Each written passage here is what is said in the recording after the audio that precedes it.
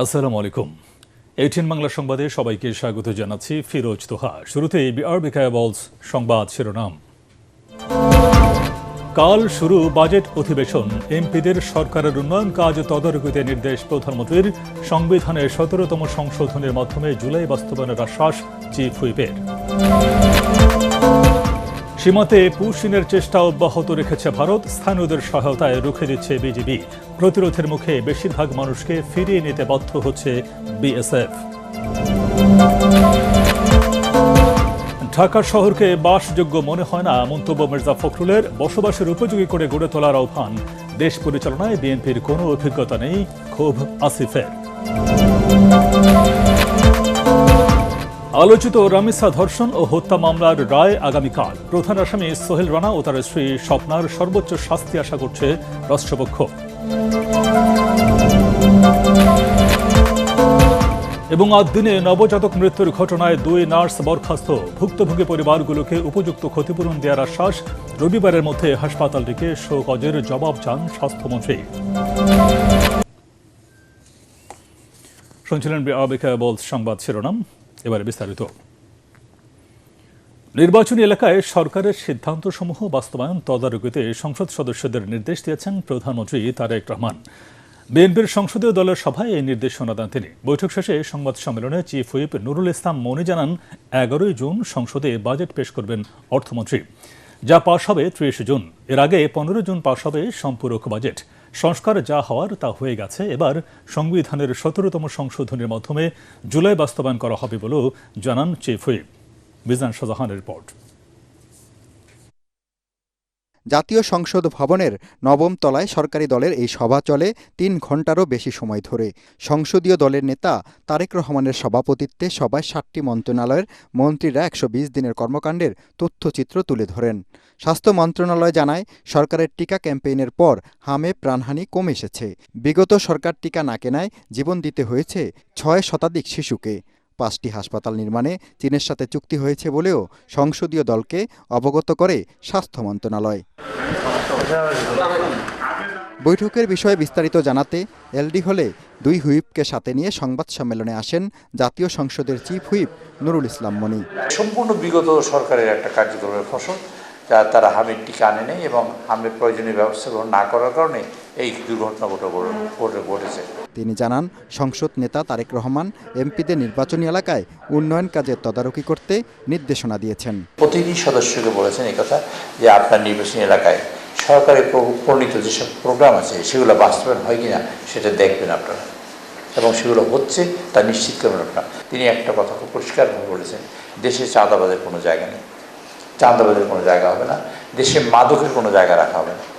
সেই কারণে যদি কোনো মাননীয় আমাদের দলের অথবা বিদলের যেখানেই হোক না কেন, যেই লোকই অসুবিধা তৈরি করবেন এরকম কার্যক্রম, তার বিপরীতে কঠোর ব্যবস্থা নেওয়া হবে এবং অতি শীঘ্রই আপনারা সেটা দেখতে পাবেন। দলের লোক হলেও মাফ হবে, এবং দলের লোক হলেও কোনো মাফ হবে না। রোববার শিশু রামিসা হত্যা ও ধর্ষণ মামলা রায়ের মাধ্যমে নতুন দৃষ্টান্ত স্থাপন হবে বলে মনে করেন প্রধানমন্ত্রী।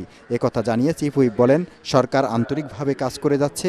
বিরোধী দলের সংবিধান সংস্কারের দাবি নাকচ করে দিয়ে তিনি বলেন, সংশোধনের বিকল্প সংসদীয় গণতন্ত্রে নেই। সংস্কারটা হয়ে গেছে, যা হওয়ার তা হয়েছে, এখন হবে সংশোধন। বিরোধী দলের সংরক্ষিত নারী আসনের সংসদ সদস্যরা ফ্ল্যাট পাননি মর্মে যে সংবাদ বের হচ্ছে তাকে পুরোপুরি অপপ্রচার দাবি করে চিফ হুইপ বলেন, সব এমপি সরকারি বাসা পেয়েছেন। সবাই ঘর পেয়েছে। আমি চিফ হুইপ হিসেবে আমি দায়িত্ব নিয়ে কথা বলছি, একেবারে পুরো দায়িত্ব নিয়ে কথা বলছি, সকলকে ঘর দেওয়া হয়েছে। 0 থেকে 75 ইউনিট পর্যন্ত বিদ্যুৎ বিল আগের দামই বহাল রাখায় 66% গ্রাহককে বাড়তি মূল্য পরিশোধ করতে হবে না বলে সংসদীয় দলকে জানায় জ্বালানি মন্ত্রণালয়। মিজান শাহজাহান, এটিএন বাংলা, ঢাকা। এবার বাজেট প্রসঙ্গ। মোট বাজেটের 15% বা জিডিপির 5 ভাগ স্বাস্থ্য খাতে বরাদ্দের সুপারিশ করেছেন জনস্বাস্থ্য বিশেষজ্ঞরা। গত বাজেটে এ মন্ত্রণালয়ে বরাদ্দ ছিল 5%-এর কম। স্বাস্থ্য খাতকে উপেক্ষা করার ফল কতটা ভয়াবহ হতে পারে তা একবার দেখা গেছে করোনাকালীন, আর দ্বিতীয়বার হাম সংক্রমণে 6 শতাধিক শিশুর অনাকাঙ্ক্ষিত মৃত্যুতে। বিশেষজ্ঞরা বলছেন, শুধু বরাদ্দ দিয়ে বসে থাকলে হবে না, অর্থের সদ্ব্যবহারে কমিশন গঠনের পরামর্শ তাদের। মিজান শাহজাহানের আরেকটি রিপোর্ট। আগামী 11 জুন সংসদে প্রথমবারের মতো বাজেট পেশ করবেন অর্থমন্ত্রী আমির খসরু মাহমুদ চৌধুরী। তারেক রহমানের সরকারের প্রথম বাজেটে অন্যতম চ্যালেঞ্জিং খাত স্বাস্থ্য। এই মন্ত্রণালয়ের আওতায় স্বাস্থ্যসেবা, স্বাস্থ্যশিক্ষা ও পরিবার পরিকল্পনা বিভাগ। এর মধ্যে স্বাস্থ্যসেবা বিভাগের অধীনে থাকা প্রাথমিক স্বাস্থ্যসেবাকে তৃণমূল পর্যন্ত শক্তিশালী করার পরামর্শ জনস্বাস্থ্য বিশেষজ্ঞদের।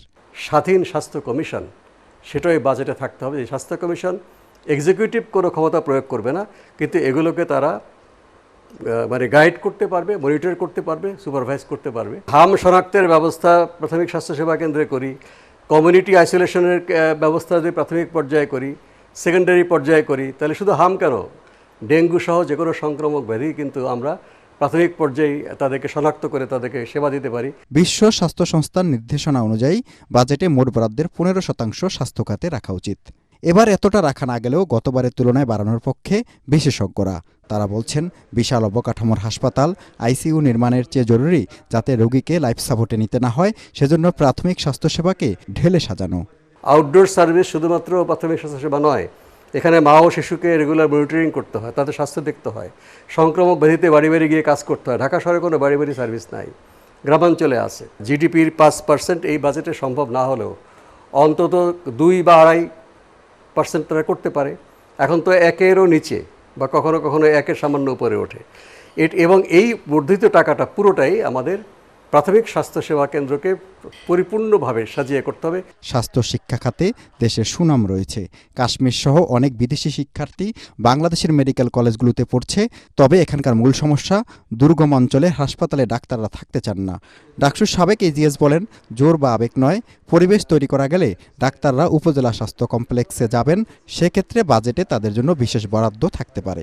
দুর্গম এলাকায় চিকিৎসক থাকে, তাকে ঝুঁকি ভাতা তারা দিতে পারবে। তৃণমূলের সব হাসপাতালে ল্যাব স্থাপন সম্ভব নয়, তবে নমুনা নেওয়ার ব্যবস্থা থাকলে তা জেলা সদর হাসপাতাল বা পার্শ্ববর্তী মেডিকেল কলেজ হাসপাতালে পাঠিয়ে অনলাইনে রিপোর্ট সংগ্রহ করা যেতে পারে। জনস্বাস্থ্য বিশেষজ্ঞরা বলছেন, জাতীয় সংসদ একটি কমিশন গঠন করতে পারে, যারা অনুসন্ধান করে বের করবে আমাদের দেশের এত রোগী কেন ভারতের চেন্নাই, বেঙ্গালুরু কিংবা থাইল্যান্ডের ব্যাংকক বা সিঙ্গাপুর যায়।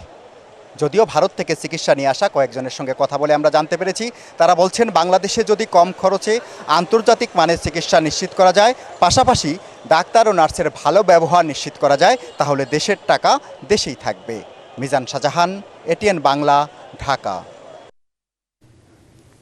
স্থানীয় পরিবেশের সাথে সামঞ্জস্য রেখে বৃক্ষরোপণের পরামর্শ দিয়েছেন প্রধানমন্ত্রী তারেক রহমান। রাজধানীর তেজগাঁওয়ে প্রধানমন্ত্রীর কার্যালয়ে বৃক্ষরোপণ সংক্রান্ত সভায় কর্মকর্তাদের তিনি এই পরামর্শ দেন। এ সময় প্রধানমন্ত্রী বলেন, দেশের সব অঞ্চলের মাটির বৈশিষ্ট্য এক নয়, যে এলাকার যে ধরনের মাটি ও পরিবেশ রয়েছে সে অনুযায়ী গাছ লাগাতে হবে। তারেক রহমান বলেন, জলবায়ু পরিবর্তনের প্রভাব দিন দিন আরও স্পষ্ট হয়ে উঠছে। প্রকৃতির নানা বিরূপ আচরণের কথা উল্লেখ করে সরকার প্রধান বলেন, এর পেছনে বনাঞ্চল ও গাছপালা কমে যাওয়া একটি গুরুত্বপূর্ণ কারণ। ভবিষ্যৎ প্রজন্মের জন্য নিরাপদ পৃথিবী গড়ে তুলতে বৃক্ষরোপণকে অগ্রাধিকার দিয়ে আগামী 5 বছর সারা দেশে 25 কোটি গাছ লাগাবে সরকার। বৈঠকে বন, পরিবেশ ও জলবায়ু পরিবর্তন মন্ত্রী আব্দুল আউয়াল মিন্টু, প্রধানমন্ত্রীর মুখ্য সচিব ABM আব্দুস সাত্তার উপস্থিত ছিলেন।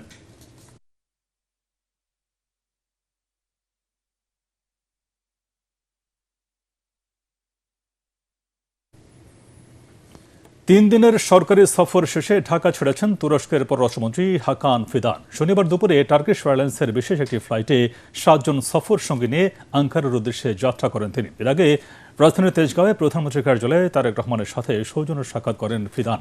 এ সময় দুই দেশের স্বার্থ সংশ্লিষ্ট নানা বিষয়ে আলোচনা করেন তারা। ব্যবসা বাণিজ্য, বিনিয়োগ, যৌথ উৎপাদন এবং রোহিঙ্গা সমস্যা সমাধানে দুই দেশ একসঙ্গে কাজ করবে বলে আশাবাদ ব্যক্ত করা হয়। বাংলাদেশ ও তুরস্কের কৌশলগত সম্পর্ক এগিয়ে নেয়ার বিশেষ বার্তা নিয়ে বৃহস্পতিবার রাতে ঢাকায় এসেছিলেন প্রেসিডেন্ট এরদোয়ানের ঘনিষ্ঠ হাকান ফিদান। এ সফরে তিনি পররাষ্ট্রমন্ত্রী ডক্টর খলিলুর রহমানের সাথে বৈঠক করেন এবং দুই দেশের মধ্যে সাংস্কৃতিক সমঝোতা বিনিময়ে স্মারক সই করেন। এছাড়া জামায়াত ইসলামের আমির ডক্টর শফিকুর রহমান এবং জাতীয় নাগরিক পার্টি NCPর শীর্ষ নেতাদের সাথে বৈঠক করেন তিনি। 3 দিনের সফরে রোহিঙ্গা ক্যাম্পও পরিদর্শন করেন হাকান ফিদান। বিভিন্ন সীমান্ত দিয়ে ভারত থেকে অব্যাহত পুশিনের চেষ্টা রুখে দিচ্ছে বিজেপি। শুক্রবার উত্তরাঞ্চলের কয়েকটি জেলা দিয়ে প্রায় ৬০ জনকে ঠেলে প্রবেশ করানোর চেষ্টা ঠেকিয়ে দেয় বাংলাদেশ সীমান্তরক্ষীরা। শনিবার নওগাঁ সীমান্তে নারী ও শিশু সহ ১৭ জনকে পুশিনের চেষ্টা চালায় বিএসএফ, যা স্থানীয়দের নিয়ে প্রতিরোধ গড়ে তোলে বর্ডার গার্ড বাংলাদেশ। শেষ পর্যন্ত এসব মানুষের বেশিরভাগই ভারতের অভ্যন্তরে ফিরিয়ে নিতে বাধ্য হয়েছে বিএসএফ। জেলা প্রতিনিধিদের পাঠানো তথ্যচিত্রে জাহিদুল আলমের রিপোর্ট। সীমান্তে বিএসএফের পুশিনের চেষ্টা অব্যাহত থাকলেও কঠোর অবস্থানে রয়েছে বর্ডার গার্ড বাংলাদেশ বিজিবি। তাদের শক্ত অবস্থানের কারণে বিভিন্ন সীমান্তে শূন্যরেখায় জড়ো করা লোকজনকে শেষ পর্যন্ত ভারতের ভেতরে ফিরিয়ে নিতে বাধ্য হয় দেশটির সীমান্তরক্ষী বাহিনী। নওগাঁর সাপাহার উপজেলায় হাপানিয়া সীমান্তে নারী, পুরুষ ও শিশুসহ ১৭ জনকে বাংলাদেশে ঠেলে দেওয়ার চেষ্টা চলে প্রায় ১৯ ঘণ্টা। বিজিবি জানায়, শুক্রবার বিএসএফ সীমান্তে জড়ো হওয়া এসব লোকজনকে বাংলাদেশি নাগরিক বলে দাবি করলেও পতাকা বৈঠকে কোনো প্রমাণ দেখাতে পারেনি। পরে রাত ১টার দিকে বিএসএফ ভারতের ভেতরে তাদের ফিরিয়ে নিয়ে যায়। চাঁপাইনবাবগঞ্জের গোমস্তাপুর উপজেলার বঙ্গাবাড়ি সীমান্তেও দুদিন ধরে শূন্যরেখার কাছাকাছি অবস্থান করা ২৮ জনকে ভারতের ভেতরে ফিরিয়ে নেওয়া হয়েছে। গত বুধবার গভীর রাতে তাদের বাংলাদেশে পুশিনের চেষ্টা করে বিএসএফ। পরে কোম্পানি ও ব্যাটালিয়ন কমান্ডার পর্যায়ে একাধিক বৈঠকের পর তাদের ফিরিয়ে নেওয়া হয়। লালমনিরহাটের পাটগ্রাম, হাতিবান্ধা ও আদিতমারি সীমান্তে জড়ো করা ৩৩ জনকেও সরিয়ে নিয়েছে ভারতীয় সীমান্তরক্ষীরা। শুক্রবার রাতে সীমান্তের লাইট পোস্টের আলো নিভিয়ে তাদের নিজ দেশের ভেতরে নিয়ে যাওয়া হয়। বিজিবির কঠোর নজরদারি, টহল জোরদার এবং স্থানীয় বাসিন্দাদের সহযোগিতায় পুশিনের চেষ্টা ব্যর্থ হয়। এদিকে মেহেরপুরের তেঁতুলবাড়িয়া সীমান্তে নতুন করে ৬ জনকে বাংলাদেশে ঠেলে দেওয়ার চেষ্টা করেছে বিএসএফ। বিজিবি ও স্থানীয় গ্রামবাসীর প্রতিরোধে সে চেষ্টাও ব্যর্থ হয়। ওই ৬ জন বর্তমানে কাঁটাতারের বেড়ার পাশে অবস্থান করছেন। অবৈধ অনুপ্রবেশ কোন প্রকার গ্রহণযোগ্য নয়। অবৈধ অনুপ্রবেশকারী কঠোর হস্তে দমন করা হবে। ওদিকে দিনাজপুর, শেরপুর, ঠাকুরগাঁও সহ অন্যান্য সীমান্ত দিয়েও বিএসএফ এর পুশিনের চেষ্টা রুখে দিয়েছে বিজিবি। তার কাটার বাইরে জাহিদুল আলম, এটিএন বাংলা, ঢাকা। ঢাকা শহরকে এখন আর বাসযোগ্য মনে হয় না বলে মন্তব্য করেছেন স্থানীয় সরকার মন্ত্রী মির্জা ফখরুল ইসলাম আলমগীর। বলেন, পরিবেশ ও পানির দূষণ সহ নানা ক্ষেত্রে ঢাকাকে ধ্বংসের দ্বারপ্রান্তে নিয়ে যাওয়া হয়েছে। রাজধানীর একটি হোটেলে সামাজিক আন্দোলন দক্ষিণের জানালার উদ্বোধনী অনুষ্ঠানে তিনি কথা বলেন। ঢাকার আশপাশের নদী দূষণের কথা উল্লেখ করে মন্ত্রী বলেন, ভূগর্ভস্থ পানির অতিরিক্ত ব্যবহারের ফলে রাজধানী এখন ভূমিকম্পের ভয়াবহ ঝুঁকির মুখে। সম্মিলিত পরিকল্পনা, সবার সহযোগিতায় ঢাকাকে বাসযোগ্য করে গড়ে তোলার আহ্বান জানান মির্জা ফখরুল ইসলাম আলমগীর। ঢাকা মহানগর এটা বাসযোগ্য মনে হয় না। অক্সিজেনটা যেটা আসে সেটা পলিউটেড। আপনার একটা হাসপাতালে যাবেন, সেখানে একেবারে হাসপাতালের মধ্যে যদি পাবলিক হসপিটাল হয় সেখানে ঢোকাই যাবে না। প্রত্যেকটি প্রতিষ্ঠান এখানে আপনার ধ্বংসের দিকে চলে যাচ্ছে। ঢাকা শহরের পানি খুব ভয়াবহ, একটা বিরাট অংশ সেটা আপনার সেবনযোগ্য নয়। আরেকটা হচ্ছে যে পানির যে ভূতল যে আপনার তীব্র কাজে না ১০০০ মিটার নিচে চলে গেছে, যেটার জন্য ঢাকার জন্য একটা ভয়াবহ বিপদ নিয়ে আসছে। যে কোনোদিন যদি আপনার কোনো দুর্ঘটনা ঘটে, অর্থাৎ ভূমিকম্প কিছু হয়, ঢাকা শহর তলিয়ে যাবে। তো তাহলে আমাদেরকে সেই ব্যবস্থাগুলো তো করতে হবে ঢাকা শহরে। আমাদের নদীগুলোকে তো বিশুদ্ধ করার চেষ্টা করতে হবে। দেশ পরিচালনায় বিএনপির কোনো অভিজ্ঞতা নেই বলে মন্তব্য করেছেন জাতীয় নাগরিক পার্টির মুখপাত্র আসিফ মাহমুদ সজীব ভূঁইয়া। দুপুরে কুমিল্লায় এনসিপির ঈদ পুনর্মিলনী ও দলে যোগদান অনুষ্ঠানে প্রধান অতিথির বক্তব্যে তিনি একথা বলেন। গ্যাস, তেল ও বিদ্যুতের দাম বাড়ানোয় সাধারণ মানুষ অস্বস্তিতে আছে বলেও জানান তিনি। দেশের মানুষের পক্ষে কথা বলার জন্য বিরোধী দলের ভূমিকায় একমাত্র এনসিপি আছে বলেও দাবি করেন আসিফ মাহমুদ। দেশে নির্বাচিত সরকার আসলো, কিন্তু আমরা এই কোনো কিছুরই পরিবর্তন না, বরং আরও সব কিছু বাড়তে দেখছি। আমরা দেখছি মব জাস্টিস বেড়ে গেছে। আমরা দেখছি মাত্র এই মাসেই ধর্ষণের শিকার হয়েছেন ৮৪ জন। এর মধ্যে 6 জন শিশুকে ধর্ষণের পরে হত্যা করা হয়েছে। তো বিএনপির এই যে অ্যাডমিনিস্ট্রেশন পরিচালনায় ব্যর্থতা এবং গণঅভ্যুত্থানের আকাঙ্ক্ষা বাস্তবায়নের ব্যর্থতা, এই সব কিছু মিলিয়ে বিএনপি ইতিমধ্যে অজনপ্রিয় একটি সরকারে পরিণত হয়েছে। বিদ্যুতের দাম বাড়ালেও সরকারকে এখনও ৪১,০০০ কোটি টাকা ভর্তুকি দিতে হচ্ছে বলে জানিয়েছেন তথ্যমন্ত্রী জহিরুদ্দিন স্বপন। সচিবালয়ে বিদ্যুৎ ও জ্বালানির মূল্যবৃদ্ধি নিয়ে সংবাদ সম্মেলনে একথা জানান তিনি। আওয়ামী লীগ সরকারের দুর্নীতি ও অর্থ পাচারের বোঝা বর্তমান সরকারকে বইতে হচ্ছে বলেও জানান তথ্যমন্ত্রী। এ সময় তথ্য উপদেষ্টা ডাক্তার জাহেদুর রহমান বলেন, বিদ্যুৎ ও জ্বালানির দাম বাড়লেও জনজীবনে বিরূপ প্রভাব পড়বে না। বিস্তারিত জানাচ্ছেন ইয়াসিন রানা। সচিবালয়ে বিদ্যুৎ ও জ্বালানির মূল্য বৃদ্ধি নিয়ে সরকারের বক্তব্য তুলে ধরতে জরুরি সংবাদ সম্মেলন করে তথ্য মন্ত্রণালয়। এ সময় জ্বালানি ও বিদ্যুতের মূল্য বৃদ্ধির পক্ষে নানা যুক্তি তুলে ধরেন তথ্যমন্ত্রী ও প্রধানমন্ত্রীর তথ্য উপদেষ্টা। আগামীতে আমদানি নির্ভর জ্বালানি নীতি থেকে সরকার সরে আসতে চায় বলেও জানানো হয়। গ্যাস উত্তোলনের জন্য অলরেডি কাজ শুরু করেছি, আমাদের অনশোর যা আছে সেটা করব। একটা কথা মনে রাখতে হবে, পৃথিবীর জ্বালানি আমরা যদি নিজের উপরে মোরলেস ডিপেন্ডেন্ট হয়ে পড়তে না পারি, যদি না পারি সেটা করতে, আমাদের জ্বালানি নিরাপত্তায় ঝুঁকি আছে। বিদ্যুৎ ও জ্বালানি খাতে আওয়ামী লীগ সরকারের দুর্নীতি ও ভুল নীতির বোঝা বিএনপি সরকারকে টানতে হচ্ছে বলে জানান তথ্যমন্ত্রী। ৪১,০০০ কোটি টাকার যে ভর্তুকি আমাদেরকে এখনো দিতে হচ্ছে, আমরা যদি আবার অপরদিকে খেলাফি ঋণের দিকে তাকাই, অথবা আমরা যদি আমাদের এখান থেকে মানি লন্ডারিংয়ের পরিমাণের দিকে তাকাই, আমরা যদি এখানে আমাদের ইনফর্মাল ইকোনমির সাইজের দিকে তাকাই, তাহলে কিন্তু এই ৪১,০০০ কোটি টাকা কিন্তু কিছুই না। এবং এই অপরাধগুলি করে এই পরিমাণ কালো টাকার মালিক যারা হয়েছেন, দেশে এবং বিদেশে পাঠিয়েছেন, সেই অপরাধের বোঝাই কিন্তু বহন করতে হচ্ছে এই এখনকার ব্যবস্থাপনার যে সংকটের মধ্যে বর্তমান সরকার আছে। তথ্য উপদেষ্টা আশা করেন বিদ্যুতের দাম বাড়লেও সাধারণ মানুষের ওপর এর নেতিবাচক প্রভাব পড়বে না। বাংলাদেশের 65% গ্রাহক বিদ্যুতের বেশি যে মূল্য আছে সেটা তারা দেবেন না। আমরা এই কারণে বলতে পারি যে সবচেয়ে ভালনারেবল যে মানুষগুলো আছে তাদের পাশে সরকার দাঁড়িয়েছে। এবং সরকার, আবারও এই কথাটা স্মরণ করিয়ে রাখি, বিইআরসি সব ক্ষেত্রে বিদ্যুতের মূল্য বাড়িয়েছিল, কিন্তু সরকার অ্যাপিল করে এই বিদ্যুতের মূল্য আগের জায়গায় রেখে দিয়েছে এই দুটো শ্রেণীর জন্য। সাধারণ মানুষের কথা মাথায় রেখেই 0 থেকে 75 ইউনিট পর্যন্ত গ্রাহকের বিদ্যুতের দাম বাড়ানো হয়নি বলে জানানো হয় সংবাদ সম্মেলনে। ইয়াসিন রানা, এটিএন বাংলা, ঢাকা। আলোচিত শিশু রামিসা ধর্ষণের পর গলা কেটে হত্যার ঘটনায় করা মামলার রায় আগামীকাল ঘোষণা করা হবে। ঢাকা মহানগর শিশু সহিংসতা দমন ট্রাইব্যুনালের বিচারক মাসরুর সালিকিনের আদালত রাষ্ট্র ও আসামি পক্ষের আইনজীবীদের যুক্তিতর্ক উপস্থাপন শেষে রায়ের এই দিন ধার্য করেন। আসামি সোহেল রানা দোষ স্বীকার করে আদালতে মাফ চাওয়ায় রাষ্ট্রপক্ষের আইনজীবীরা আসামিদের সর্বোচ্চ শাস্তি প্রত্যাশা করছেন।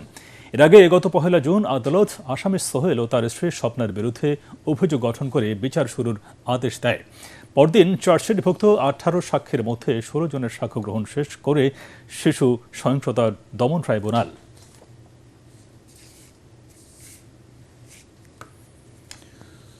6 শিশু মৃত্যুর ঘটনায় আদ্দিন হাসপাতালকে দেয়া শোকজের জবাব না পেলে আইন অনুযায়ী ব্যবস্থা নেওয়া হবে বলে জানিয়েছেন স্বাস্থ্যমন্ত্রী সরদার মোহাম্মদ সাখাওয়াত হোসেন। এদিকে দেশের প্রান্তিক জনগোষ্ঠীর জন্য গ্রাম থেকে উপজেলার হাসপাতালে রোগী পৌঁছে দিতে দেশেই বিদ্যুৎ চালিত অ্যাম্বুলেন্স তৈরির প্রকল্প হাতে নিয়েছে সরকার। আর বাসা বাড়ি বা প্রতিষ্ঠানে এডিসের লার্ভা পেলে জরিমানা করতে মাঠে নেমেছে মোবাইল টিম। তৌহিদুর রহমান তুহির প্রতিবেদন। শিশুর মৃত্যুর ঘটনায় গেল বৃহস্পতিবার আদ্দিন মেডিকেল কলেজ ও হাসপাতালকে কারণ দর্শানোর নোটিশ দেয় স্বাস্থ্য অধিদপ্তর। কেন তাদের লাইসেন্স বাতিল করা হবে না এই বিষয়ে জবাব না দিলে হাসপাতালটির বিরুদ্ধে ব্যবস্থা নেওয়ার কথা জানান স্বাস্থ্যমন্ত্রী সরদার মোহাম্মদ সাখাওয়াত হোসেন। তাদের অফিসে আমরা নোটিশটা নিয়েছি এবং তাদের হাতেও নোটিশ পৌঁছিয়েছি, এরা উত্তর দিতে হবে কেন তাদের লাইসেন্স বাতিল করা হবে না। আমরা যদি সেই উত্তরে তাদের সন্তুষ্টজনক না হই, আইনানুগভাবে যতটুকুন পর্যন্ত যাওয়া দরকার আমরা ততটুকুন পর্যন্ত শাস্তির বিধান আমরা নিশ্চিত করব। দুপুরে নিজ বাসায় সাংবাদিকদের সাথে আলাপকালে মন্ত্রী বলেন, আদ্দিন হাসপাতালের সার্বিক পরিস্থিতি নিয়ে প্রধানমন্ত্রী অবগত রয়েছেন। এ সময় স্বাস্থ্যসেবা উন্নত করতে দেশেই বিদ্যুৎ চালিত অ্যাম্বুলেন্স তৈরির প্রকল্প হাতে নেওয়া হয়েছে বলে জানান স্বাস্থ্যমন্ত্রী। আমরা 2 টাইপস অফ অ্যাম্বুলেন্স ব্যবহার করব। গ্রামের রিমোট কর্নার থেকে সিরিয়াস একটা মুমূর্ষু রোগীকে উপজেলা কমপ্লেক্সে আনার জন্য এক ধরনের একটা অ্যাম্বুলেন্স হবে 4 চাকা ইলেকট্রিক ভেহিকল। এদিকে রাজধানীতে ডেঙ্গু প্রতিরোধে 3 মাসের বিশেষ অভিযান কর্মসূচির উদ্বোধন করেন স্বাস্থ্যমন্ত্রী। বলেন, ডেঙ্গু প্রতিরোধে বাসাবাড়ি বা প্রতিষ্ঠানে এডিসের লার্ভা পেলেই করা হবে জরিমানা। এ ব্যাপারে মাঠে নেমেছে মোবাইল টিম। প্রত্যেকে নিজ নিজ বাড়ি নিজ দায়িত্বে পরিষ্কার রাখতে হবে। সরকারের বিভিন্ন কর্মসূচির পাশাপাশি জনগণ সতর্ক হলে নিয়ন্ত্রণে থাকবে ডেঙ্গুর প্রভাব, এই প্রত্যাশা বিশেষজ্ঞদের। তৌহিদুর রহমান তুহি, এটিএন বাংলা, ঢাকা। আদ্দিন হাসপাতালে 6 নবজাতকের মৃত্যুর ঘটনায় দায়ী 2 নার্স নাসিমা খাতুন ও রেখা খাতুনকে বরখাস্ত করা হয়েছে। ভুক্তভোগী পরিবারের উপযুক্ত সদস্যদের চাকরির ব্যবস্থা এবং সম্মানজনক ক্ষতিপূরণ দেওয়ার আশ্বাস দিয়েছেন হাসপাতাল কর্তৃপক্ষ। রাজধানীর একটি হোটেলে সংবাদ সম্মেলনে আইনজীবী অ্যাডভোকেট শিশির মনির এই তথ্য জানান। এদিকে সাংবাদিকদের সাথে অনাকাঙ্ক্ষিত ঘটনায় আদ্দিনের 2 কর্মীকে অব্যাহতি দেওয়া হয়েছে। রিপোর্ট করছেন JM তসলিম। সংবাদ সম্মেলনের শুরুতেই আদ্দিন হাসপাতালের স্বাস্থ্যসেবার চিত্র তুলে ধরেন সুপ্রিম কোর্টের আইনজীবী শিশির মনির। কর্তৃপক্ষ is always ready to reform any fault. এতে কোনোই ঘাটতি নাই, সিনসিয়ারিটিও ঘাটতি নাই। ইতোমধ্যে কর্তৃপক্ষ স্পেশাল ইন্সপেকশন টিম গঠন করে হাসপাতালের ভিতরে কোথাও কোনো ধরনের অভাব পরিলক্ষিত হলে ইনস্ট্যান্টলি তা ঠিক করার জন্য ইন্সপেকশন কার্যক্রম চলমান। সংবাদ সম্মেলনে উপস্থিত ছিলেন হাসপাতাল কর্তৃপক্ষ এবং সম্প্রতি মারা যাওয়া 6 নবজাতকের পরিবার। আপনি একটা জিনিসকে পানিশমেন্ট দিবেন accordings with law, then punishment দেন, কিন্তু এট দ্য সেম টাইম আপনাকে এটাও খেয়াল রাখতে হবে একটা পানিশমেন্ট ইম্পোজ করতে গিয়ে you should not lakh lakh লোকের ক্ষতি করাটাও ঠিক হবে না। So something in between, always you think something in between. 6 নবজাতকের মৃত্যুর ঘটনায় দায়ী 2 নার্স নাসিমা খাতুন ও রেখা খাতুনকে চাকরিচ্যুত করার কথা জানিয়ে শিশির মনির বলেন, ভুক্তভোগী পরিবারগুলোর পাশে সবসময় থাকবে আদ্দিন হাসপাতাল। হাসপাতাল কর্তৃপক্ষ আছে, ভেরি শোকাহত ভিকটিম পরিবারগুলো আছে। আমি আগেই বলেছি, দিস অ্যাপ্রোচ হাসপাতাল কর্তৃপক্ষ ইজ গ্রেটলি স্যাডেন্ড, এবং যাদের জীবন লস হয়েছে তারাও স্যাডেন্ড, সিরিয়াসলি স্যাডেন্ড। এগুলোর তো কোনো ভাষায় প্রকাশ করা যাবে না। সাংবাদিকদের সাথে অপ্রীতিকর ঘটনায় জড়িত হাসপাতালের কর্মচারীদের শনাক্ত করে ব্যবস্থা নেওয়ার কথা জানানো হয় সংবাদ সম্মেলনে। শিশু মৃত্যুর ঘটনায় একটা স্টাফ নার্স, একজন পরিচ্ছন্ন কর্মী সাসপেন্ড হয়েছে। এদিকে ভুক্তভোগী পরিবারগুলো হাসপাতালের পূর্ণাঙ্গ সেবা কার্যক্রম বন্ধ না রাখার আহ্বান জানিয়েছেন। তবে এই ঘটনার সাথে দায়ীদের বিরুদ্ধে আইনগত ব্যবস্থা গ্রহণের দাবিও জানান তারা। অবশ্যই চাই কর্তৃপক্ষের একটা শাস্তি হোক যারা এর সাথে সম্পৃক্ত আছে। এখন এটার কারণে একটা বড় প্রতিষ্ঠান বন্ধ করে দেবেন, এটা আমরা চাই না। নির্ধারিত সময়ের আগেই স্বাস্থ্য মন্ত্রণালয়ের শোকজের জবাব দেওয়া হবে বলে জানায় হাসপাতাল কর্তৃপক্ষ। JM Taslim, ATN Bangla, Dhaka. Licence বাতিল নয়, বরং আদ্দিন হাসপাতালের দুর্ঘটনায় দায়ীদের শাস্তির আওতায় আনা ও জবাবদিহিতা নিশ্চিতের দাবি জানিয়েছেন ইসলামী ব্যক্তিত্ব ও আস-সুন্নাহ ফাউন্ডেশনের চেয়ারম্যান শেখ আহমদুল্লাহ। সন্ধ্যায় রাজধানীর মগবাজারে আদ্দিন হাসপাতালে চিকিৎসাধীন শতরূর্ধ্ব নারীকে দেখতে গিয়ে তিনি একথা বলেন। এ সময় হাসপাতালের পরিবেশ ও চিকিৎসা ব্যবস্থা নিয়ে সন্তুষ্টি প্রকাশ করেন তিনি। এই ঘটনার জন্য আমার মনে হয় যারা ভিকটিম তাদের ক্ষতিপূরণ এটা নিশ্চিত করা দরকার। শুধু এখানেই নয়, এরকম ঘটনা তো প্রায় ঘটে আমাদের দেশে। এই ঘটনাগুলো যখন ঘটে তখন সমাধানটা কি? আসলে মাথা ব্যথা হলে তো মাথা কেটে ফেলার সমাধান না, মাথা ব্যথা হলে মাথা ব্যথার ট্রিটমেন্ট করার সমাধান। সো আমার তো মনে হয় যে ইসলামের দৃষ্টিকোণ থেকেও যদি আমরা দেখি, আল্লাহ রাব্বুল আলামিন ক্ষতিগ্রস্তকে ক্ষতিপূরণের ব্যাপারে অত্যন্ত শক্তভাবে শরিয়ার সুস্পষ্ট বিধান দিয়েছেন। অতএব সেটা যদি আমরা কার্যকর করতে পারি, সেই বিধান যদি হয় এবং যদি কার্যকর হয়, তাহলে এই ধরনের অনাকাঙ্ক্ষিত ঘটনা কিন্তু আস্তে আস্তে কমে আসবে আমার মনে হয়। মহান ৭১-এর স্বাধীনতা, ৯০ ও ২৪-এর অভ্যুত্থান সহ সকল অর্জনকে ধারণ করেই বাংলাদেশকে এগিয়ে নিতে চায় বিএনপি সরকার। এজন্য ২৪-এর তরুণ প্রজন্ম সহ সকলকে নিয়ে বিএনপি বাংলাদেশকে গড়ে তুলতে চায় বলে জানিয়েছেন মুক্তিযুদ্ধ বিষয়ক মন্ত্রী আহমেদ আজম খান। রাজধানীর মগবাজারে মুক্তিযোদ্ধা সংসদে শহীদ রাষ্ট্রপতি জিয়া রহমানের ৪৫তম শাহাদাত বার্ষিকীর আলোচনায় তিনি বলেন, যারা ৭১-এ মুক্তিযুদ্ধের বিরোধিতা করেছে তারা আবারও দেশের বিরুদ্ধে ষড়যন্ত্র শুরু করেছে, কিন্তু কোনো ষড়যন্ত্রই সফল হবে না। বিএনপি মুক্তিযুদ্ধের চেতনায় সমৃদ্ধ বাংলাদেশ গঠন করবেই।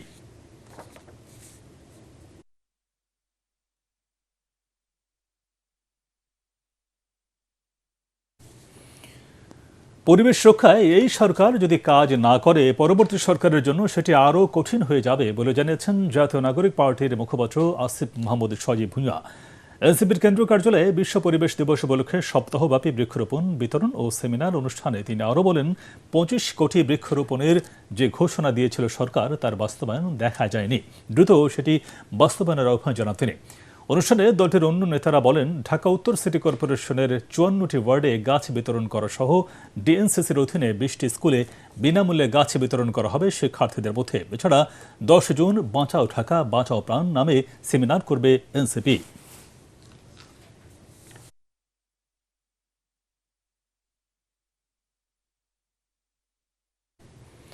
পূবালী ব্যাংক বাণিজ্য সংবাদ।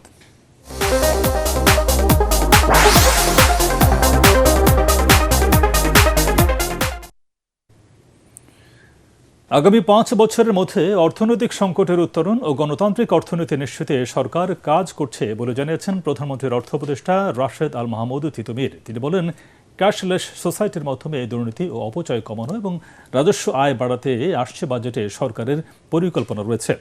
সকালে রাজধানীর সেটআপ মিলনায়তনে সংকট মুহূর্তের বাজেটে শীর্ষক গোলটেবিল আলোচনায় এসব কথা বলেন তিনি। এ সময় বিনিয়োগ বাড়ানো ও কর্মসংস্থানে আসছে বাজেটে নীতি সহায়তা ও ব্যাংক খাতের সংস্কারের কথা জানান পরিকল্পনা প্রতিমন্ত্রী জোনায়েদ সাকি।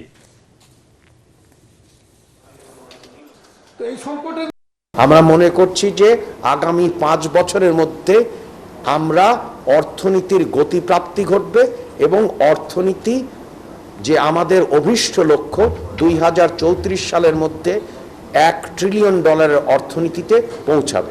পুনরুদ্ধার, তারপরে স্থিতিশীলতা, রেস্টোরেশন, এবং তার পরবর্তী ধাপ হচ্ছে যে রিকনস্ট্রাকশন ফর অ্যাক্সিলারেশন, অর্থাৎ সমৃদ্ধির পথে যাত্রা।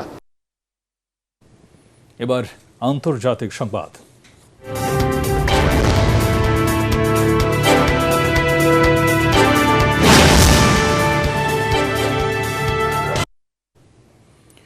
পরীক্ষায় প্রশ্নপত্র ফাঁস ও চাকরির নিয়োগে দুর্নীতির প্রতিবাদে ভারতের রাজধানী নয়াদিল্লিতে বিক্ষোভ করেছে ককরোচ জনতা পার্টি সিজেপি। সকাল থেকে শত শত আন্দোলনকারী দিল্লির যন্তর মন্তর সভাস্থলে জড়ো হন। দলটি প্রকাশ্যে আসার পর এটি তাদের প্রথম বিক্ষোভ সমাবেশ। তাদের অভিযোগ, দেশ জুড়ে প্রশ্ন ফাঁসের এই নজিরবিহীন কেলেঙ্কারিতে শিক্ষামন্ত্রী সরাসরি দায়ী। মাসুদ রানার রিপোর্ট।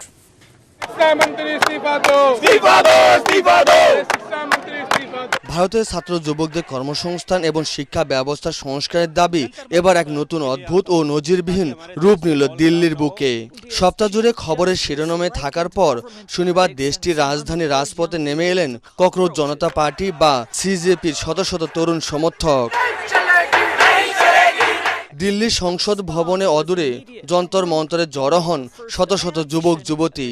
তাদের অনেকের মুখেই ছিল তেলাপোকার মুখোশ। মিছিলে অংশগ্রহণকারীদের হাতে ভারতের জাতীয় পতাকার পাশাপাশি একটি করে বই নিয়ে আসার আহ্বান জানিয়েছিলেন, যা সবার জন্য শিক্ষার অধিকার ও সমান সুযোগের প্রতীক।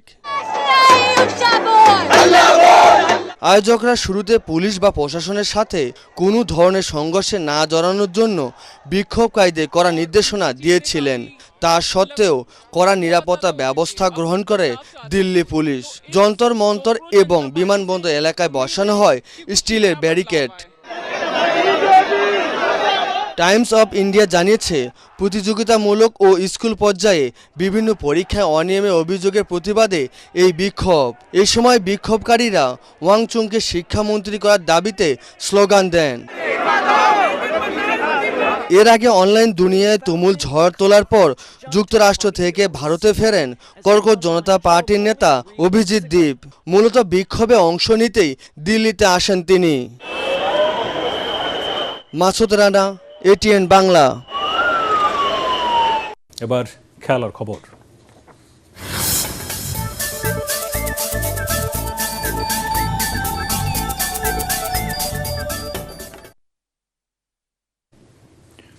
ভারতের কাছে নারী সাফের মুকুট হারালো বাংলাদেশ। হ্যাট্রিক শিরোপার স্বপ্ন নিয়ে ফাইনাল খেলতে নেমে শেষ পর্যন্ত স্বাগতিকদের কাছে 3-1 গোলে হেরে যায় পিটার বাটলারের শিশুরা। শেষ 2 সাফের ফাইনালে উঠতে না পারা ভারত দীর্ঘ 7 বছর পর ফিরে পেল দক্ষিণ এশিয়ার শ্রেষ্ঠত্ব। ম্যাচের শুরুতে কাউন্টার অ্যাটাক থেকে কয়েকটি সুযোগ তৈরি করে কাজে লাগাতে পারেনি মারিয়া মান্ডারা, কিন্তু অধিকাংশ সময় মাঠের নিয়ন্ত্রণ রাখা ভারত ম্যাচের 42 মিনিটে পেয়ারি জাজার গোলে এগিয়ে যায়। অবশ্য সমতা ফেরাতে দেরি করেনি ঋতুপর্ণা চাকমা। দ্বিতীয়ার্ধের শুরুতে সানফ্রিদার গোলে আবারও পিছিয়ে পড়ে বাংলাদেশ। 82 মিনিটে 3-1 গোলের জয় নিশ্চিত করেন লিন্ডা কং, আর তাতেই ষষ্ঠবারের মতো সাফের শিরোপা ঘরে তোলে স্বাগতিকরা। দারুণ হেডার পোস্টে লেগে। রবিবার হবে বাংলাদেশ ক্রিকেট বোর্ড বিসিবির কার্যনির্বাহী পরিষদের নির্বাচন। 25টি পরিচালক পদের মধ্যে ভোট হবে 15টিতে, কারণ 8 পরিচালক আগেই বিনা প্রতিদ্বন্দ্বিতায় নির্বাচিত হয়েছেন। এছাড়া 2 জন পরিচালক সরাসরি মনোনয়ন করবে জাতীয় ক্রীড়া পরিষদ এনএসসি। ক্যাটাগরি 3 থেকে এরই মধ্যে পরিচালক নির্বাচিত হয়েছেন সিরাজউদ্দিন মোহাম্মদ আলমগীর। ভোটের লড়াই হবে ক্যাটাগরি 1 ও 2-এ। ক্যাটাগরি 1-এর ভোট হবে খুলনা ও বরিশাল বিভাগে, আর সবচেয়ে জমজমাট লড়াই হবে ক্যাটাগরি 2-এ। এই ক্যাটাগরিতে 12 পদের জন্য লড়াই। তামিম ইকবাল সহ লড়ছেন 16 প্রার্থী।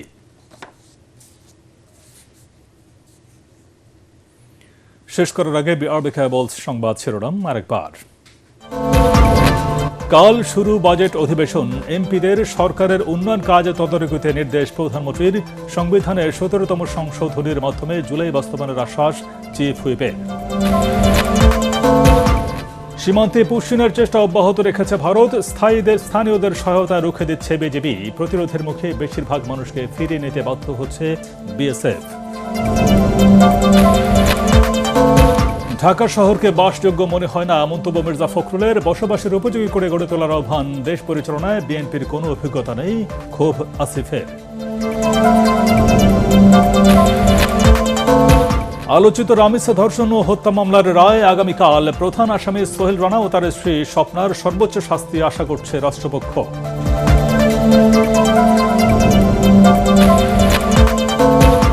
এবং আদ্দিনে নবজাতক মৃত্যুর ঘটনায় 2 নার্স বরখাস্ত। ভুক্তভোগী পরিবারগুলোকে উপযুক্ত ক্ষতিপূরণ দেওয়ার আশ্বাস। রবিবারের মধ্যে হাসপাতাল থেকে শোকজের জবাব চান স্বাস্থ্যমন্ত্রী। পরবর্তী সংবাদ দেখার আমন্ত্রণ জানিয়ে এখনকার মতো শেষ করছি। আর ATN বাংলা সংবাদ ইউটিউবে দেখে ব্রাউজ করুন, youtube/ATN বাংলা নিউজ। ধন্যবাদ সবাইকে।